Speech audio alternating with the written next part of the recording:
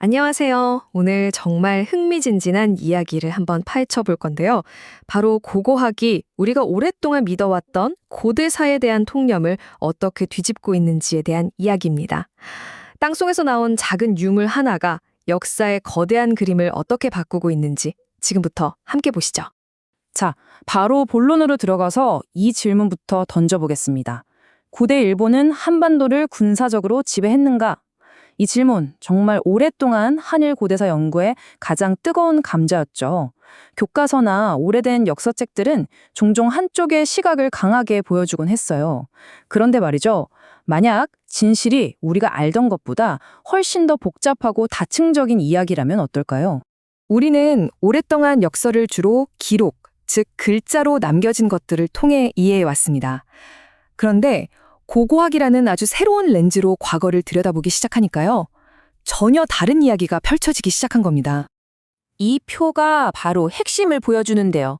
왼쪽을 보시면 전통적인 관점은 광개토대왕릉비나 일본서기 같은 문헌 기록에 기대서 고대 일본, 즉 외의 군사적인 우위를 강조하는 경향이 강했어요. 하지만 오른쪽의 고고학적 관점은 완전히 다른 그림을 보여줍니다. 유물을 통해서 보니까 거대한 정복전쟁 같은 거대 서사가 아니라 지역과 지역, 집단과 집단 사이에 훨씬 더 구체적이고 세밀한 교류가 보이기 시작한 거죠. 그리고 무엇보다 중요한 건 한반도의 여러 왕국들이 단순히 지배받는 대상이 아니라 각자 뚜렷한 목적을 가지고 움직였던 능동적인 주체였다는 사실이 드러난다는 겁니다. 그러니까 고고학은 말이죠. 왕들이나 지배층이 남긴 공식적인 역사가 아니라 그 시대를 살았던 사람들과 사회의 진짜 목소리를 들을 수 있게 해주는 창문 같은 거예요. 유물 하나하나가 당시에 복잡했던 관계를 증언하는 생생한 퍼즐 조각인 셈이죠. 자, 그럼 구체적인 사례를 한번 볼까요? 첫 번째 주자는 바로 신라입니다. 유물들은 신라가 당시 얼마나 정교하고 세련된 외교 전략을 구사했는지를 아주 생생하게 보여주고 있습니다. 신라와 외를 직접적으로 연결하는 정말 중요하고도 아름다운 증거가 하나 있습니다. 바로 이 용무늬 투조 장식이라는 유물입니다. 와, 이거 정말 놀랍지 않나요? 한국 경산에서 발견된 금동관 장식이랑 바다 건너 일본 오사카의 고분에서 나온 장식이 거의 쌍둥이처럼 똑같습니다. 용의 머리나 몸통, 다리 표현까지 아주 비슷하죠.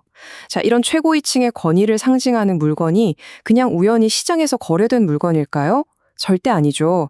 고고학자들은 이게 바로 신라가 외의 특정 세력에게 외교적인 목적으로 의도적으로 보낸 위신제, 즉 권위와 신라를 상징하는 아주 특별한 선물이었다고 해석합니다.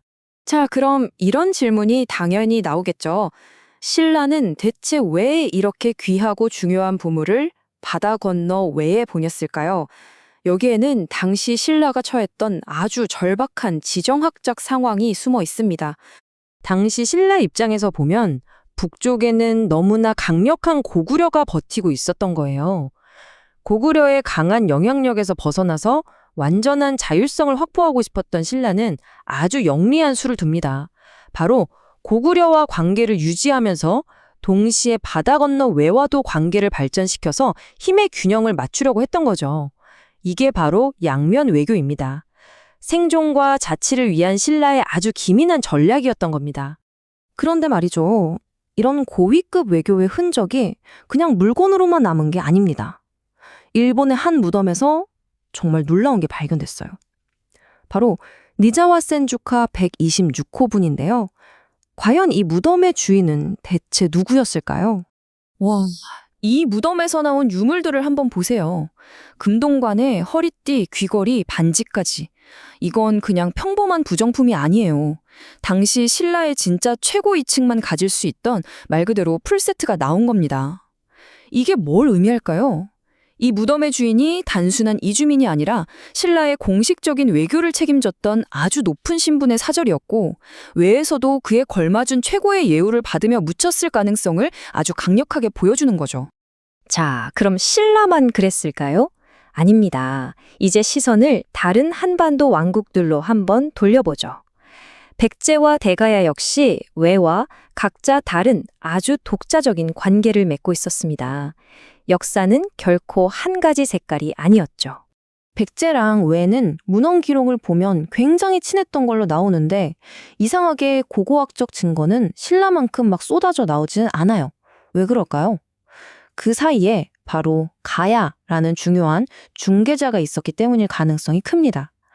가야의 여러 세력들이 백제와 왜 사이에서 교역과 외교를 연결해주는 허브 역할을 했다는 거죠. 특히 가야 중에서도 대가야를 주목해야 하는데요. 최근 연구를 보면 우리가 생각했던 것보다 훨씬 더 빨리, 그러니까 5세기 초부터 외와 독자적인 관계를 맺으려고 아주 적극적으로 나섰다는 게 밝혀지고 있어요. 그 증거가 뭐냐고요? 바로 이런 것들입니다.